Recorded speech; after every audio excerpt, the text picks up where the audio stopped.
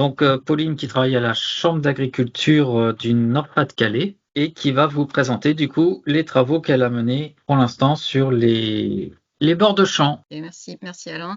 Donc moi je me représente rapidement. Donc, je suis Pauline Lebec, conseillère en biodiversité à la Chambre d'agriculture du Nord-Pas-de-Calais et donc en charge de tout ce qui est expérimentation, acquisition de références et sensibilisation des agriculteurs autour des thématiques de la biodiversité et principalement tout ce qui est arthropodes.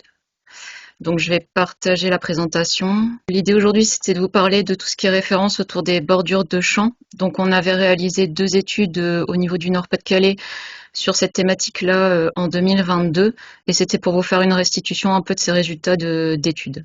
Pour que tout le monde soit bien d'accord, donc je vais vous parler de la bordure extérieure à la parcelle. Donc c'est celle qui possède une végétation différente de la culture. On parle de quand on parle de bordure, parfois il y a une petite confusion entre bordure intérieure et bordure extérieure, d'où cette petite mise à jour des définitions. Donc l'idée aussi au travers de cette présentation, c'était un peu de présenter par rapport aux idées reçues que les agriculteurs ou les conseillers ont parfois sur le terrain et apporter des références en lien avec ces idées reçues. Donc la première étude concerne en fait une caractérisation de bordure de champ qui a été réalisée à l'échelle d'une communauté de communes du côté de Béthune, chez 5 agriculteurs différents, et on a étudié 174 bordures de champs différentes. Sur ces 174 bordures de champs, on a caractérisé les différents éléments suivants. Donc la densité de végétation, on a mesuré la largeur de chaque bordure, la hauteur moyenne de végétation, on a interrogé les agriculteurs pour savoir aussi l'intensité du niveau de pratique d'entretien de fauche. On a mesuré le pourcentage de sol nu. On a cartographié aussi les types de milieux adjacents qui étaient présents à côté du bord de champ, donc si c'était des chemins, des routes, des haies, des bosquets, des cours d'eau, etc. Et ainsi que l'usage de la parcelle du bord de champ, à savoir si c'était une parcelle cultivée, quel type de culture, ou si c'était une prairie. On a mis en relation toute cette caractérisation-là avec un diagnostic floristique qui a été réalisé, avec notation de chaque espèce de flore présente sur 25 mètres linéaires et une notion d'abondance-dominance de chaque espèce, ainsi que des notations d'arthropodes qui ont été réalisées au piégeage de filets fauchoirs en suivant le protocole du réseau 500 ENI. Donc c'est 40 coups de filet fauchoir sur 20 pas. Donc un aller-retour de filet fauchoir par pas. Et donc l'idée c'était d'identifier, de prélever donc pour ces arthropodes les coléoptères, enfin deux groupes particuliers, les coléoptères et les araignées, et d'identifier donc pour les araignées à la famille et pour les coléoptères on a utilisé la clé d'identification du réseau 500 ENI qui s'arrête au morphotype. Concernant la deuxième étude qui nous intéresse, c'est en lien avec une bordure de champ qui a fait l'objet d'une expérimentation en gestion différenciée. Donc c'est une bordure de champ de 5 mètres de large que vous voyez sur la photo, qui est présente en intraparcellaire, c'est-à-dire située entre 2 parcelles. Donc à l'origine, c'est un agriculteur qui a réimplanté en fait des bordures de champ pour subdiviser son parcellaire qui était quand même assez grand au niveau des tailles de parcelles. Et l'objectif, c'était de lutter contre l'érosion des sols. Il avait pas mal de coulées de boue sur son exploitation.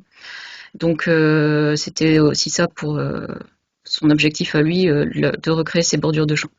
Nous, l'intérêt, c'était de maîtriser vraiment la gestion de cette bordure et de pouvoir diviser cette bordure en différentes modalités de gestion. Donc une modalité 1, c'est la gestion de l'agriculteur qui passait 3 broyages par an en moyenne. La modalité 2, c'est un seul broyage par an qui était réalisé au mois de mai. La modalité 3, c'est un seul broyage par an au mois de juillet. La modalité 4, c'est un seul broyage par an en septembre. Et la modalité 5, c'est aucun broyage effectué sur l'année. En parallèle de ça, on a réalisé des notations de la flore en lien avec un de nos partenaires qui est Conservatoire botanique national de Bailleul, avec qui on travaille sur ces différentes notations. On a fait des notations floristiques dans la bande et dans les parcelles voisines afin de voir si les espèces étaient communes ou différentes entre les 2 types de milieux. Après chaque broyage, on a effectué des prélèvements à l'aspirateur thermique d'EVAC sur l'équivalent d'1 mètre carré de surface de végétation, avec 3 répétitions par modalité de broyage et d'entretien. Et chaque arthropode a été identifié à la famille, avec association au groupe fonctionnel, auxiliaire, ravageur ou inoffensif pour les cultures. Alors la première des idées reçues qu'on entend par chez nous, c'est que les bords de champ, ça ne sert à rien. C'est-à-dire que si on laisse un bord de champ qui est assez large, c'est de la perte en fait de surface cultivée, et donc c'est de la perte aussi économique pour les agriculteurs.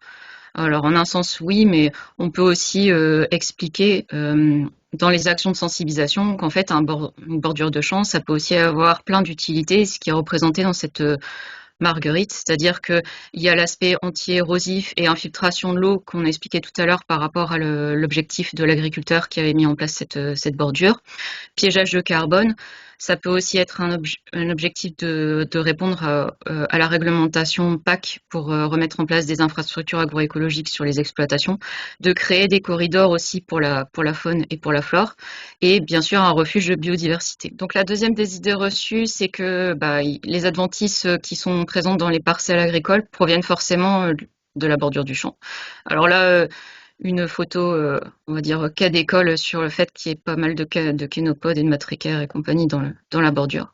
Par rapport à l'étude de caractérisation des bordures de champs, c'est aperçu que sur les 174 bordures, on a identifié 144 espèces végétales différentes pour 21 familles végétales, et qu'en tenant compte des abondances dominantes, on s'est aperçu que globalement, les adventices représentaient moins de 20% de l'abondance végétale présente dans les bordures de parcelles, ce qui rejoint un peu les éléments bibliographiques qu'on peut retrouver. Et on a retrouvé principalement sur ces bordures des adventices de type plutôt graminé, principalement la folle avoine et le chien dent commun. Vous voyez le détail un peu des résultats sur les graphiques. Alors bien sûr, avec des variabilités selon les pratiques de gestion et les dérives qui avaient été recensées sur le terrain. D'autre part, concernant les kénopodes et les vipins des champs qui sont quand même très problématiques dans les cultures par chez nous, elles n'ont pas été recensées dans cette étude.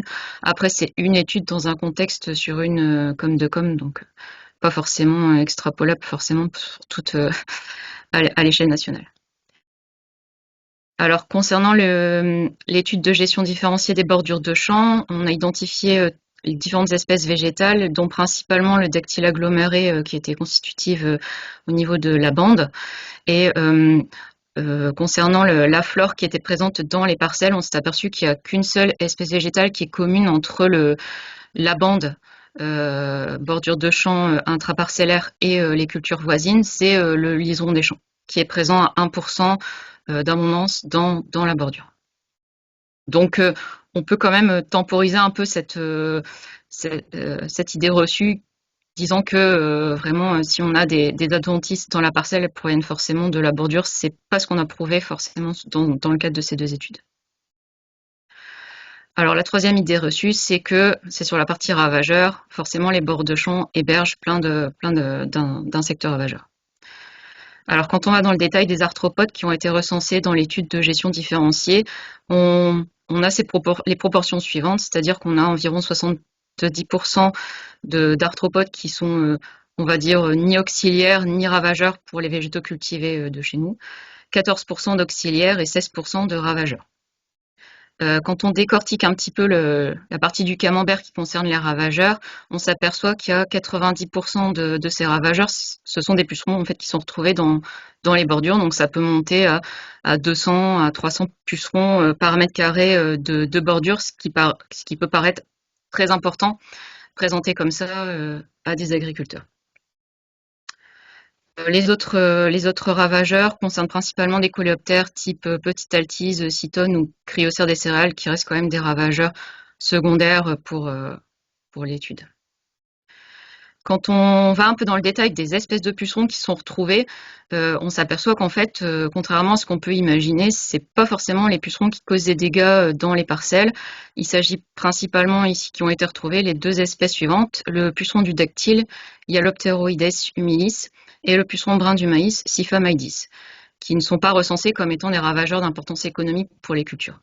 Donc globalement, on peut à nouveau temporiser un peu cette idée reçue par rapport au spectre en fait des insectes qui ont été retrouvés, des espèces notamment de pucerons qui sont retrouvés dans les bordures à cette période de l'année. Alors petit bémol quand même sur le fait qu'on n'a pas on n'a pas réalisé de prélèvement en période hivernale, qui est la période pour laquelle on pourrait se dire que la bordure héberge dans le cadre des cycles de développement et de reproduction, les pucerons impactants en dehors des périodes de culture. Donc ça, on peut pas prouver. Alors la quatrième des idées reçues, c'est broyer mes bords de champ n'a aucune incidence sur la biodiversité, la régulation naturelle. Alors on peut imaginer un petit peu la réponse quand même. Tu peux passer à la suivante, s'il te plaît. Donc là, on retrouve en fait les résultats liés au prélèvement d'arthropodes en lien avec l'étude de gestion différenciée, qui sont des prélèvements qui ont été réalisés à l'aspirateur d'EVAC. Donc vous pouvez voir entouré en fait à titre d'exemple, donc c'est ce qui s'est passé après le broyage de septembre dans les différentes modalités. Donc là, sur les modalités qui ont été broyées en septembre, on voit vraiment une diminution des arthropodes, hein, une diminution moyenne par 3, la quantité d'arthropodes moyens en mètre carré présents dans les différentes modalités, par rapport à la modalité non broyée. Donc c'est impactant pour l'ensemble des arthropodes, y compris les auxiliaires. Et on peut observer sur la photo qu'il y a un impact, enfin, il y a deux types d'impacts, c'est-à-dire qu'il y a un impact direct lié au broyage en lien avec des morceaux d'arthropodes qu'on retrouve, une tête de carabe par-ci, un abdomen de fourmi par-là. Bon, c'est le broyage direct qui a lieu sur les arthropodes. Et il y a aussi le fait que il y a un effet de fuite et de modifications microclimatiques au niveau du milieu qui font qui ne sont plus compatibles avec les conditions de vie des arthropodes derrière, quoi. Donc globalement, on divise par 3 la quantité d'arthropodes. Quand on regarde un petit peu plus les différents auxiliaires qui sont présents au niveau de la bordure, alors tous les auxiliaires sont impactés par le broyage avec une significativité pour les plus abondants. Alors les plus abondants, ce sont ceux qui sont représentés sur le graphique camembert. On a principalement les araignées qui sont présentes, 60% au niveau des prélèvements. Et en deuxième position, les hyménoptères parasitoïdes sont rentrés dans le détail des familles de parasitoïdes présentes. Et en troisième position, les coccinelles, qui étaient très, très présentes dans cette bordure.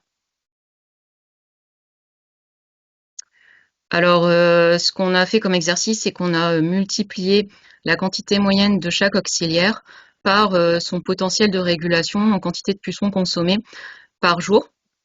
Donc ça fait les estimations suivantes que vous voyez sur le graphique, c'est-à-dire que par exemple sur comme vous voyez le broyage du mois de juillet, on a une barre rouge qui est très petite dans la modalité broyant en juillet, et ce qui a eu une incidence très importante sur les capacités de régulation des auxiliaires à cette période de l'année. Alors il faut savoir que même dans le Nord-Pas-de-Calais en 2022, on a eu une année très chaude et très sèche. Et du coup, ça a vraiment impacté la quantité d'arthropodes, quelle que soit la modalité, mais ça a été encore plus visible avec les modalités qui ont été broyées en période de chaleur et de sécheresse très importante au niveau du mois de juillet. Donc ce potentiel, il est quand même intéressant parce que ça peut aller jusqu'à 1800 à 2000 pucerons consommés par mètre carré par jour, ce qui est quand même des chiffres qui, à l'unité de surface, qui paraissent très, très importants et qui sont des chiffres clés intéressants à retenir pour une communication auprès des agriculteurs. Alors, quand on regarde un peu la part de chaque auxiliaire dans la régulation naturelle au fil du temps, on s'aperçoit qu'au mois de mai, c'est principalement les hyménoptères parasitoïdes qui sont en lien avec la régulation des pucerons.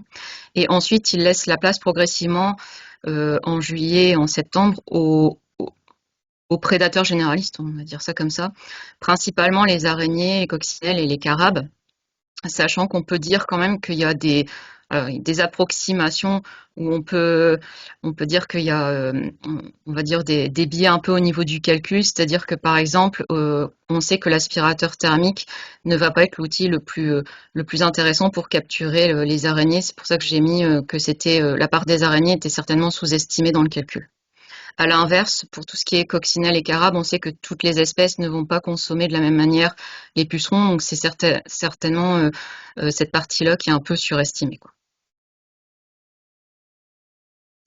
Alors là, c'est ce que je vous expliquais tout à l'heure, à savoir au niveau du suivi du mois de juillet.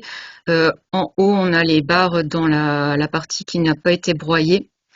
Et en bas, vous voyez les mêmes arthropodes qui ont été prélevés suite après le broyage de juillet. Donc déjà, juste après le broyage, on a une barre qui a fortement diminué. On passe de 1200 arthropodes à 300.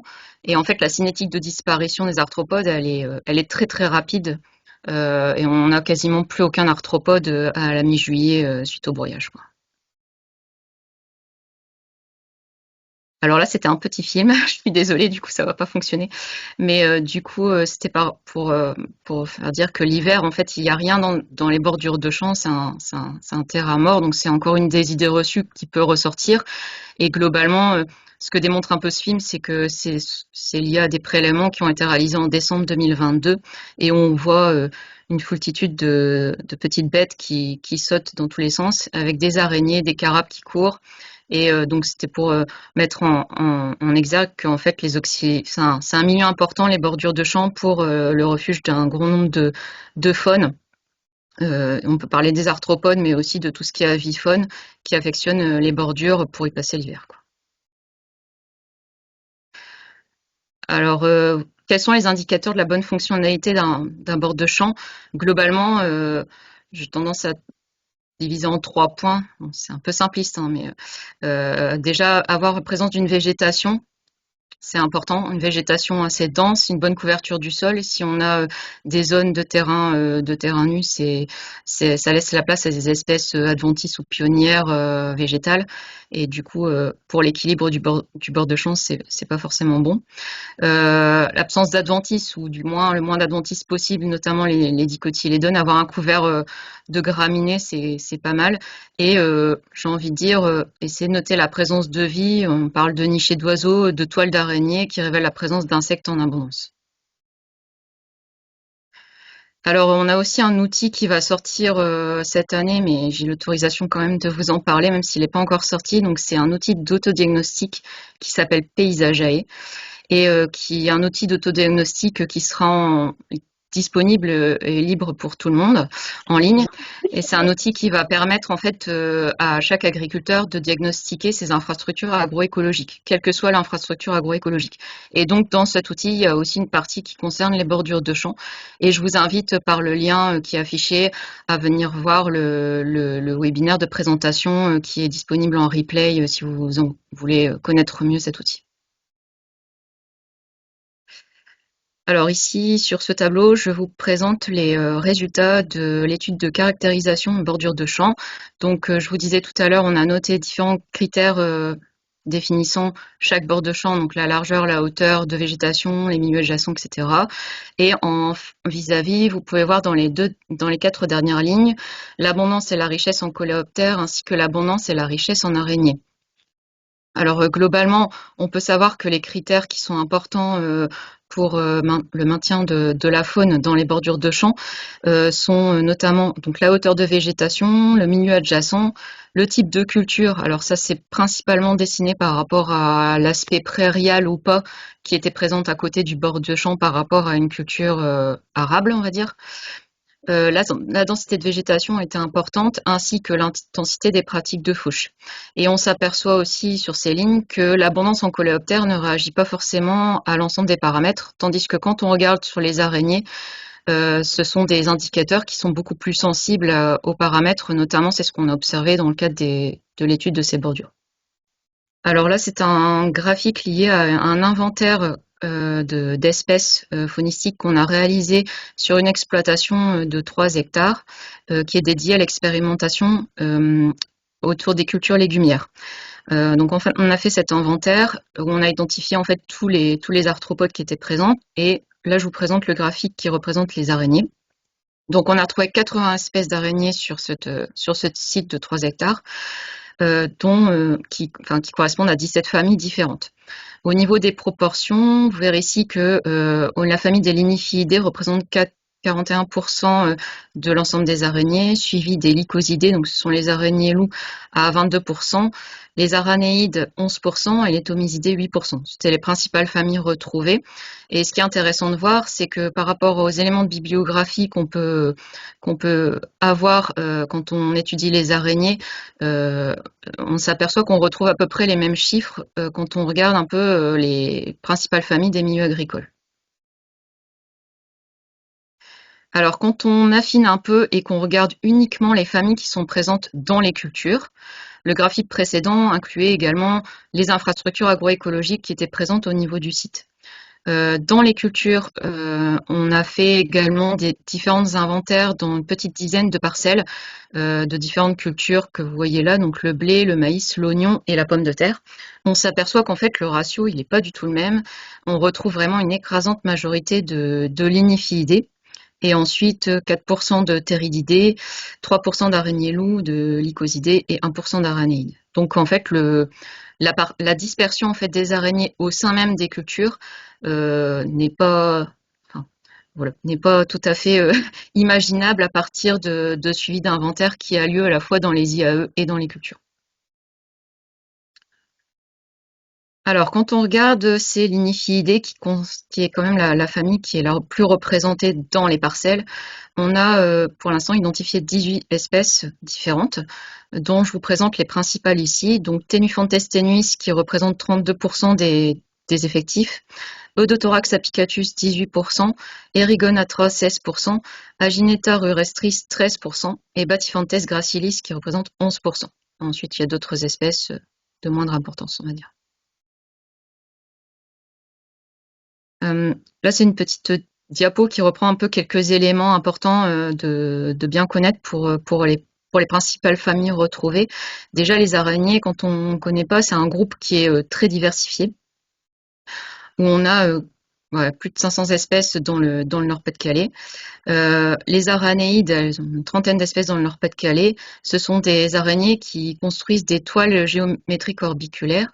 Soit il y a une retraite, ou bien la plupart des espèces se tiennent suspendues au milieu de la toile et attendent en fait que les proies tombent dans la toile, la tête en bas. Au niveau des araignées loups, on peut constater donc 34 espèces dans le Nord-Pas-de-Calais. Elles ne tissent pas de toile, mais elles sont errantes au niveau du sol ou au niveau des plantes basses et on va pouvoir les observer notamment au printemps sur les pelouses. Elles sortent et elles courent assez rapidement et elles repèrent les proies grâce aux vibrations engendrées dans l'air ou sur le sol. Il y a beaucoup d'espèces qui sont actives la nuit également, ce qui est aussi intéressant pour la continuité de la régulation naturelle. Et pour la majorité des espèces, on peut avoir les femelles qui transportent le cocon d'œufs attaché aux filières, donc la partie postérieure de l'abdomen. Et ensuite, elle va avoir tendance à élever les jeunes, à les porter sur le dos. Et enfin, pour la famille des ligniphiidés, donc c'est la famille la plus diversifiée, avec 173 espèces dans le Nord-Pas-de-Calais.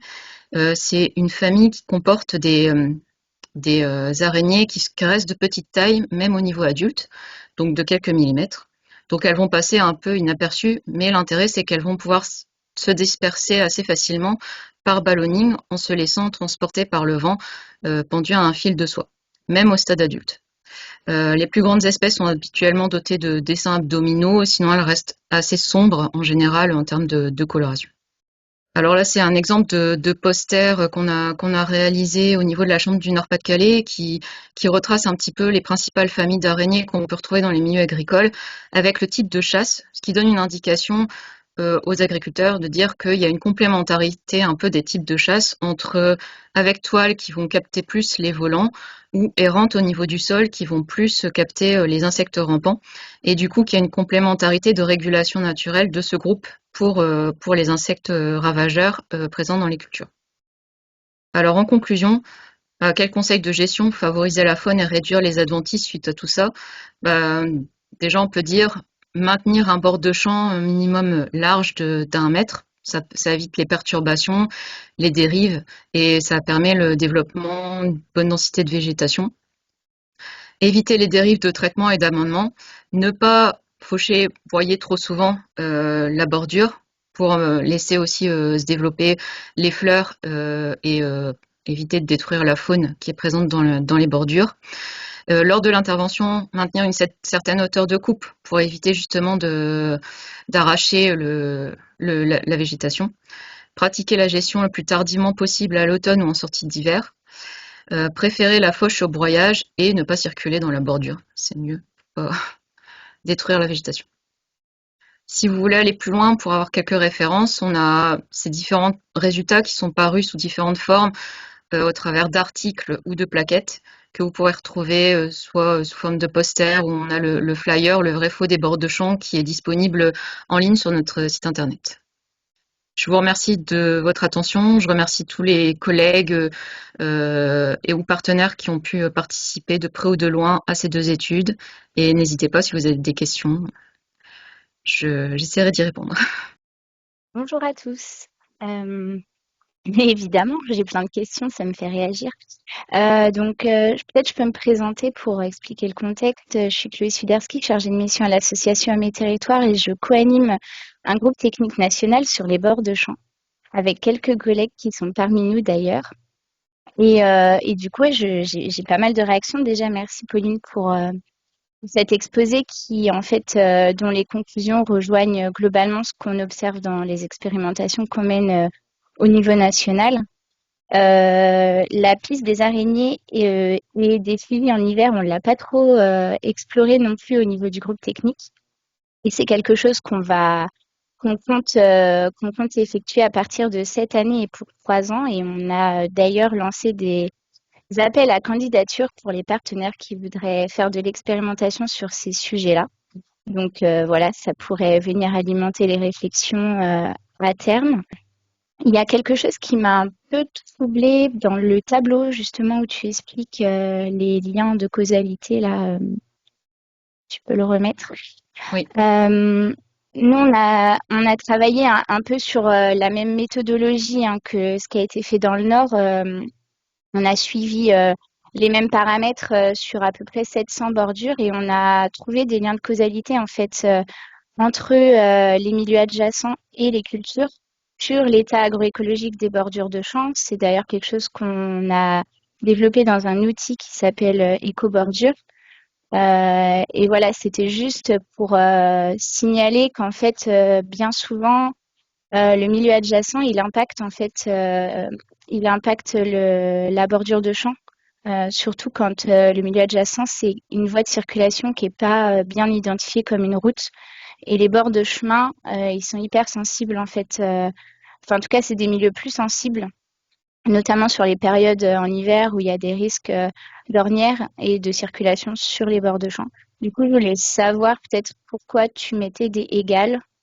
Et c'est pareil pour les cultures, on a observé une grosse différence entre des bords en culture annuelle et des bords plutôt en jachère ou en prairie permanente ou temporaire. Oui. C'était... Alors, je mets des égales quand il n'y a pas de lien par rapport à, par exemple, ici, sur l'abondance en coléoptères. En fait, cet indicateur-là, coléoptère, il n'a pas réagi à la nature du milieu adjacent.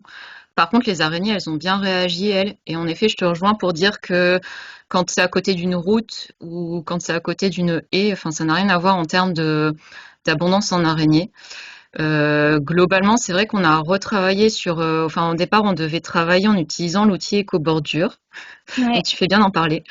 En fait, on s'est aperçu que c'est un outil qui n'est pas forcément très adapté aux conditions Nord-Pas-de-Calais. Ouais. Dans le sens où chez nous, on a aussi énormément de fossés à côté des bordures de champs.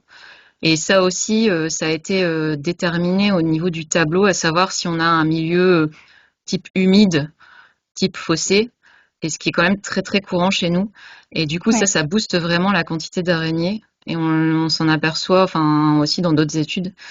Donc en effet, enfin il y a un facteur, je suis d'accord avec toi, et je suis d'accord que sur EcoBordure, en effet, voilà, nous on a voulu retravailler quelque chose d'un peu plus local parce qu'on s'est aperçu qu'il y avait quand même des éléments qui n'étaient pas, qui ne correspondaient pas à notre contexte, quoi. Ouais. J'ai pas parlé d'éco-bordure de manière très innocente, on va dire, parce que effectivement, ouais, c'est un outil qui est lié à des conditions spécifiques des zones biogéographiques. Et Et dans le cadre d'un projet CASDAR, on va justement, pour l'instant, l'outil il existe en version zone bassin parisien sud et massif armoricain, et il va être déployé sur la partie sud-ouest et la partie Grand Est. Donc, pourquoi pas dans un prochain CASDAR ou autre financement, en adapter un en région nord. Ce sera avec plaisir si on peut participer. Alors, sinon, il y avait des commentaires dans la conversation, donc qui signalent. Alors, il y en a un qui dit que les recensements actuels font état de plutôt 52 000 araignées dans le monde et 500. Et tu as mis 40 000. Ça, c'est juste, faudra réaugmenter tes chiffres. 500 D'accord. espèces de lignifidés rien qu'en France. Oui. Presque autant de pucerons. Et alors, par contre, il y avait une question qui disait qu'il avait, alors c'est Pierre, c'est la même personne, Pierre Loria, qui demandait qu'il n'avait pas très bien compris pourquoi les araignées étaient sous-estimées. Alors, c'était là, C'est en lien avec la méthode de sous-estimées. piégeage qu'on a utilisée. Donc, en fait, nous, là, dans cette étude, on a utilisé uniquement l'aspirateur d'EVAC et on n'a pas utilisé de piégeage Barber, par exemple. Donc, on sait qu'on va capter bien certaines familles, mais pas d'autres au niveau des araignées. Et désolé pour les chiffres, c'est vrai que je suis pas. Enfin, là, il devait y avoir quelqu'un d'un peu plus spécialisé que moi sur les araignées qui intervenait pour compléter un peu mon explication. Mais je me suis peut-être trompée dans les chiffres.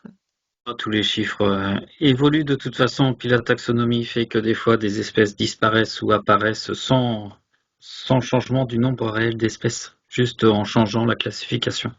Donc Pierre dit, le DEVAC est assez efficace pour les araignées, c'était juste pour préciser. Donc apparemment, ce serait pas si sous-estimé que ça. Je pense que c'était ça le but de la remarque. Véronique n'a pas compris comment sont effectuées les captures. La répartition des différents taxons m'étonne. Oui, c'est Véronique, uniquement du piégeage. Je pense qu'elle fait référence au graphique qui précise la quantité d'auxiliaires. En fait, c'est juste. Oui, celui-là. C'est uniquement l'aspirateur thermique d'EVAC qui a été utilisé pour cette étude-là, et dans de la végétation type bordure, donc c'est la végétation herbacée basse. Donc c'est pour ça que peut-être que la répartition auxiliaire n'est pas forcément celle qu'on peut retrouver dans une culture ou dans une haie, par exemple. C'était juste pour dire que moi, c'est normal que certains taxons n'apparaissent pas parce que les volants à l'aspirateur, nous on a Oui, testé, ça marche pas quoi. Notamment les je confirme. cirfs, ça marche pas. Ouais, tout à fait. Donc, c'est pas qu'ils sont pas présents parce qu'ils peuvent être présents sur les colonies de pucerons, les choses comme ça, mais à l'aspirateur, ils voient vite venir l'aspirateur et ils s'en vont de suite. Donc c'est pour ça que moi je trouve que la répartition est pas, pour moi, est pas représentative. Mais bon. merci. Paul? Bonjour, merci pour votre présentation. J'avais une petite question concernant les relevés qui ont été faits donc en bord de champ où vous précisez bien les différents groupes donc ravageurs, auxiliaires ou qui n'ont pas d'impact on va dire sur les cultures. Est-ce qu'il y a le même genre de relevés qui peuvent être faits à l'intérieur des parcelles suivant un gradient pour connaître un petit peu on va dire le rayon d'impact d'une bordure de champ sur la biodiversité en intraparcellaire. D'une part pour connaître l'impact donc sur la biodiversité, mais aussi pour pouvoir être moteur dans la discussion avec les agriculteurs, parce que quand on parle de bords de champ, généralement, il est souvent question de l'utilité de ces bords de champ pour la culture elle-même, donc dire voilà, moi je vais apporter tant d'auxiliaires, ça va me permettre de réduire mes phytos de telle quantité, enfin c'est des choses auxquelles jamais on peut répondre effectivement, et peut-être que de se dire que au niveau on remarque une dispersion des auxiliaires à tant de mètres en général des bords de champ, c'est des choses qui pourraient être intéressantes. Moi j'ai essayé mais de façon absolument pas protocolée, de regarder un petit peu la dispersion par rapport au bord de champ dans les parcelles, et très très vite j'ai l'impression que ça s'essouffle, et je voulais savoir si vous aviez réfléchi à la question et si vous aviez des chiffres robustes par rapport à ça. Oui, alors en fait, on a travaillé sur la dispersion l'année dernière. Sur la dispersion, alors pas pas à partir de bordures de champs, mais à partir de bandes fleuries enfin de bandes mellifères en seconde année d'implantation, pour lesquelles justement on booste la quantité d'auxiliaires qu'on peut retrouver. Mais le problème, c'est que on n'a pas encore fini totalement l'interprétation des résultats, donc globalement, on voit que ça diminue beaucoup dès qu'on rentre dans la parcelle. Mais que c'est quand même assez homogène on a fait des prélèvements de 5 mètres jusqu'à 70 mètres et au DEVAC, pareil. Et c'est quand même assez homogène, au moins pour les groupes qu'on capture au DEVAC. Donc après, je peux pas vous en dire plus là parce que j'ai pas encore, on n'a pas encore tout analysé, mais oui, c'est des questions qu'on se pose, on essaye d'avancer sur ce sujet-là en tout cas. Et c'est aussi fortement variable par rapport au type de culture dans lesquelles on fait les prélèvements. Apporter une petite précision, on avait publié il y a très longtemps dans un article de synthèse, ça doit être le premier ou le deuxième, une méta-analyse sur la dispersion justement des insectes en bord de haie ou en bord de bande fleurie. Et effectivement, la décroissance est assez rapide de forme 1 sur x, voire 1 sur exponentielle de x, donc c'est des trucs qui décroît très vite. Moi, j'ai envie de dire, restons pragmatiques. Là, moi, si j'écoute Pauline, mes bords de champ, je dois les tondre qu'une fois par an, voir si j'ai pas le temps, je le fais pas dans l'année, je le ferai l'année suivante. C'est moins de travail. Donc déjà, moins de travail dit plus de temps pour faire autre chose. Donc déjà, moi, je trouve ça plutôt confortable, sachant qu'en plus, au pire, si ça marche pas, ça fait rien. C'est-à-dire qu'on n'a pas montré, Pauline n'a pas montré que c'était des réservoirs monstrueux de ravageurs pour la culture. Donc au pire, ça fait rien, ça me fait moins de travail. Donc je dirais tout est bénef. Et après cette décroissance très forte des insectes, que ce soit ravageurs ou pas ravageurs, dès qu'on change de milieu, montre tout l'intérêt de travailler aussi à l'intérieur des champs par des bandes de culture ou par association de culture pour réussir à faire rentrer les bestioles qu'on veut à l'intérieur des champs. Toutes les stratégies de culture associée ou de plantes de service vont être vraiment justifiées par ce fait d'accélérer les flux de l'extérieur vers l'intérieur. Je ferme la parenthèse et je redonne la parole à Chloé. C'était pas vraiment une question, c'était plutôt pour réagir à la question de Paul et peut-être nuancer tes propos, Alain, si je peux me permettre. Nous, on a fait des suivis dans le cadre d'Agriphone, peut-être pour répondre à Paul, justement en bordure de champ et à l'intérieur des parcelles. Et effectivement, ça rejoint les conclusions qu'on a sur la méta-analyse où, en moyenne, juste en diversité de taxons, on passe de 71 individus différents et taxons différents dans la bordure à 34 dans une parcelle cultivée type grande culture.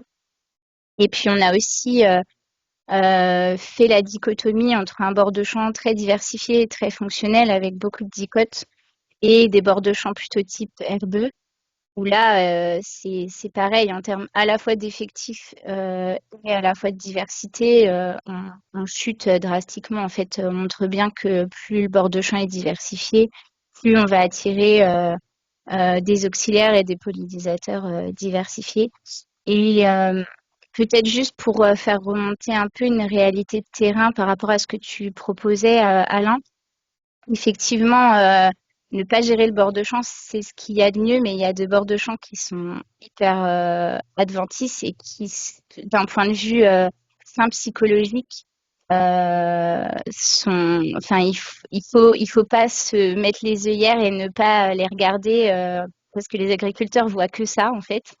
Du coup, nous, ce qu'on essaye de travailler dans le programme Agriphone sur les bords de champ, c'est justement d'aller porter le regard sur les bords de champ avec des outils de diagnostic. On a un outil national qui s'appelle Typologie Agriphone des bords de champ et qui va justement préconiser de différentes manières de gérer le bord de champ, de ne pas du tout gérer le bord de champ quand on a plutôt des espèces vivaces diversifiées avec beaucoup de dicotes, à des adventices annuels où là on peut aller jusqu'à proposer des semis de couverts adaptés pour revenir reconquérir de manière agroécologique ces milieux. Et que du coup, concourir à la fin à ne plus gérer le bord de champ. Merci pour cette précision. Effectivement, quand on dit que Enfin, c'est un peu un paradoxe, et plus on va travailler les bords de champ, plus on va avoir d'implantation d'espèces pionnières sur les bords de champ qui sont les adventices en fait. Donc, Ben oui, surtout si tu broies ouais. juste avant qu'ils aient Donc fini leur cycle ouais. et tu broieras, donc tu t'érodes un peu, Oui, et puis c'est tu remets de sûr. l'azote et les kénopodes amarantes qui sont les pompes à azote vont adorer tout ça. Donc quand c'est fortement dégradé, effectivement, il y a la phase de réimplantation de vivaces dicotes pour pouvoir s'en sortir. Alors, Solène, pour la prochaine question. Oui, bonjour à tous. Ça a un petit peu été dit en fait. Ce qui m'avait interpellé dans cette présentation, effectivement, c'était sur une des diapos où tu disais, Pauline, que les bordures plutôt à base de graminées étaient plutôt favorables. Et c'est ce qui m'interpellait justement, et je pense que c'est lié peut-être au protocole dont vous avez discuté tout à l'heure, où effectivement il y a peut-être des insectes plutôt volants qui n'ont pas été interceptés par les aspirateurs, parce que ça m'a interpellé justement que voilà, on essaye donc dans nos préconisations, dans le cadre des ROSMI dont parlait Chloé tout à l'heure, de réimplanter des dicotes, notamment des dicotes pérennes, pour réintroduire de la biodiversité, favoriser les pollinisateurs et les favoriser le plus longtemps possible dans la saison, du début du printemps jusqu'à l'automne si possible. Et c'est vrai que pour le coup, voilà, ça passe par l'implantation de dicotes. Donc j'étais un petit peu étonnée là par le fait, je sais plus sur quel diapo c'était, mais voilà, tu précisais que les graminées c'était plutôt bien. Voilà. Bah, après, oui, enfin, juste pour rebondir, c'est dans le cadre de bords de champ dans lequel, en effet, on n'a pas ressemé d'espèces d'intérêt. Là, c'est juste le bord de champ, on va dire, qui est plus à l'équilibre quand on a quand même un couvert de graminées, plutôt que quand il y a du chardon, des rumex. Enfin, voilà, enfin, je vais en parler de ce type de choses-là qui peuvent se retrouver, qui sont problématiques après pour les agriculteurs. Ok, alors peut-être préciser dans ces cas-là plutôt des annuels ou alors voilà, Ouais, ouais, des ouais. dicotes problématiques parce que c'est vrai que on essaye de les sensibiliser à avoir une gestion qui favorise un bord de champ diversifié et justement à éviter le tout graminé qui va être un petit peu limitant vis-à-vis du potentiel voilà, pour les insectes. Donc c'est vrai qu'après, il faut peut-être être juste un peu plus précis dans le Oui, oui, discours. en implantation, on est d'accord, hein, mais Ou même là, en c'est, gestion, parce que ce qu'on essaye aussi de démontrer, et ça marche super bien, c'est que justement le fait de différer ou d'arrêter les broyages permet aussi au bord de champ de se rediversifier naturellement sans avoir à implanter.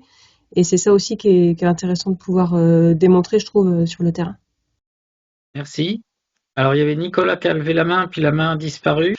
Non, non, en fait, merci hein, pour la présentation. Après, c'était pour élargir un peu, c'est en fait pour réagir par rapport à quelque chose que tu as dit, Alain, et qui nous préoccupe aussi, nous, en grande culture, c'est qu'on se rend bien compte que de cet effet, en fait, de dispersion, de dilution, enfin, pas dilution, pardon, mais dispersion, capacité de dispersion par rapport aux aménagements agroécologiques, il est restreint.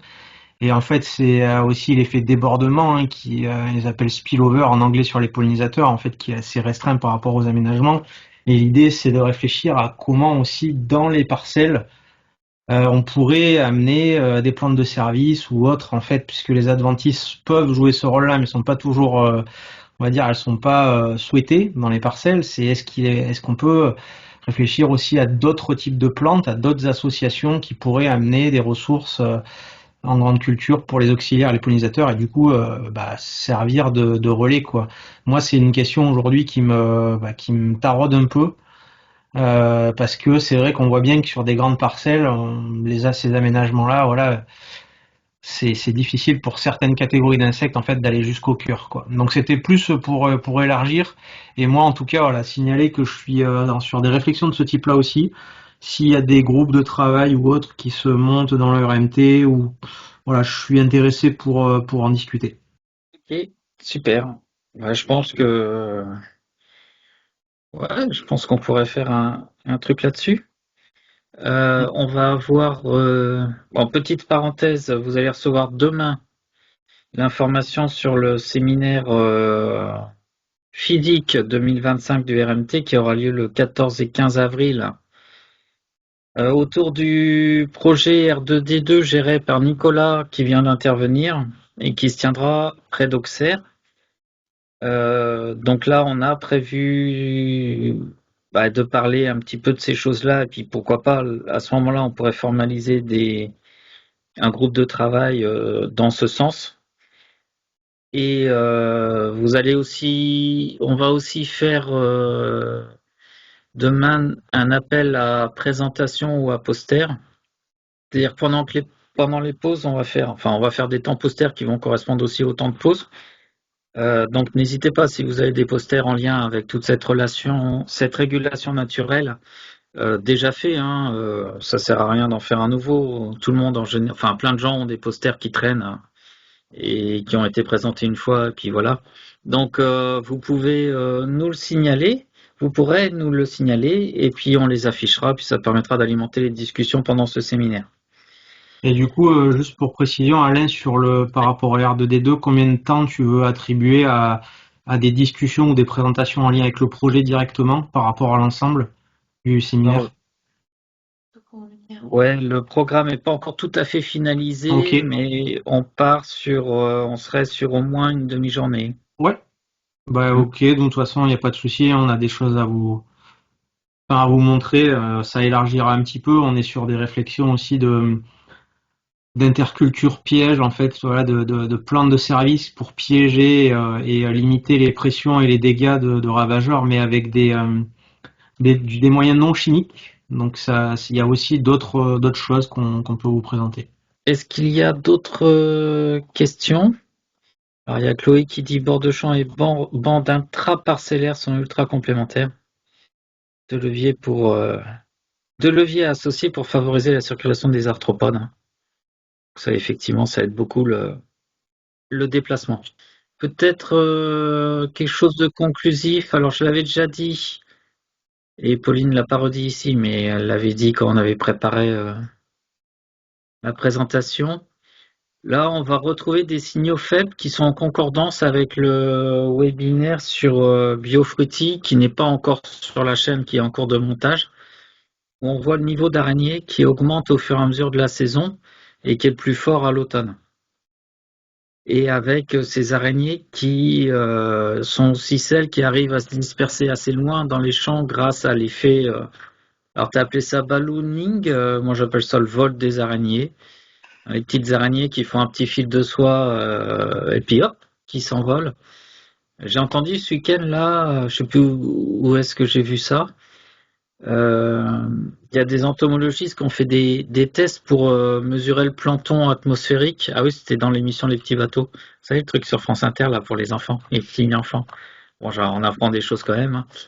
Et les scientifiques ont mis des bandes engluées sur les ailes d'avion et ils ont fait voler les avions à différentes hauteurs. Bon, déjà, c'est assez amusant comme principe d'aller mettre des bandes engluées. Et du coup, ils ont mesuré les insectes sur différentes hauteurs. Donc, il y en a énormément en l'air, ce qu'ils appellent le plancton aérien. Et ça monte jusqu'à 5000 mètres quand même. L'insecte le plus haut trouvé est pratiquement à 5000 mètres de hauteur. Donc, les insectes, hein, même s'ils n'ont pas d'ailes, parce que je sais plus ce qui était à 5000 mètres, mais je crois que c'était un truc qui était sans ailes, ça vole quand même très bien. Ça se laisse porter par les courants et ça arrive à se déplacer facilement. Voilà, parenté. Donc ces araignées qui sont quand même, qui ont été, je pense, négligées parce qu'on voit pas l'effet direct, ou sinon on voit un puceron mort à côté de l'araignée, on dit ouais, bon, c'est négligeable, contrairement à une larve de coccinelle qui va bouffer ces pucerons. À rappeler quand même que les deux sont totalement complémentaires, hein, qu'ils n'ont pas le même rôle dans l'écosystème, hein. Le rôle d'une araignée, ça va être d'empêcher les pullulations, le démarrage de l'installation, et enfin le rôle entre guillemets, hein. La conséquence de leur régime alimentaire et de leur comportement, c'est de freiner la fréquence des pullulations, tandis que les coccinelles ou les cirfes, elles, vont éradiquer les pullulations. Donc vraiment deux rôles totalement complémentaires. On a beaucoup travaillé sur coccinelle, cirfe, etc. Bon, carabe, staphylin, c'est un peu autre chose. Mais ces araignées, moi je trouve de plus en plus, je l'avais déjà dit aussi, c'est quelque chose qui mériterait peut-être plus de travaux. On a sous-estimé pendant longtemps et Ouais. qui mérite d'être Alors, devant la scène. voilà. Et dans Biofruity, hein, vous verrez, c'est un petit spoiler, mais on a identifié le phénomène de contrôle en culture bio des pucerons hivernants grâce aux araignées. Et pratiquement que aux araignées. Donc c'est vraiment, ça a l'air quand même d'avoir des rôles, alors peut-être spécifiques, mais hyper importants pour pour le contrôle de certains ravageurs. Autre chose intéressante, alors je sais plus où tu l'as mis, je me souviens plus trop, voilà. Ici, répartition des familles dans les cultures, on voit les salticidés à 0%. Nous, en culture hors sol, les salticidés, c'est environ 50%. Et de l'autre côté, on va avoir des lignifidés, et puis le reste, ça va être de la salticidée. Et c'est vraiment amusant. Alors là, il faudrait peut-être essayer de comprendre pourquoi. Est-ce que c'est parce qu'il y a un sol? Est-ce que c'est parce que les salticidés aiment bien les milieux sans végétation? Enfin, on en a sur nos bureaux, hein, de l'araignée sauteuse. Est-ce que du coup les milieux hors sol, elles aiment particulièrement ça, contrairement au plein champ? Mais là, il y a un truc assez amusant où c'est un groupe, c'est une famille dominante pour nos cultures hors sol, sous abri, et qui est totalement anecdotique sur ces travaux-là. Voilà, voilà. Et du coup, on voulait le faire dans ce webinaire-là, mais on n'a pas, enfin, les intervenants n'étaient pas disponibles. On va essayer de faire un autre webinaire consacré uniquement aux araignées. Alors peut-être avec deux parties. Le programme n'est pas encore tout à fait calé. Peut-être avec une première partie sur vraiment la biologie, reprendre un peu la taxonomie et la biologie des araignées, et une deuxième partie sur des travaux d'intérêt des araignées dans la régulation naturelle. Merci Pauline. Merci à tous. Et puis, n'hésitez pas, hein, après, soit nous solliciter au niveau du RMT pour échanger, pour faire des groupes de travail comme l'a demandé Nicolas, ou vous pouvez aussi contacter Pauline après pour demander plus de précision. Merci à tous et à bientôt. Merci. Au revoir. Au revoir.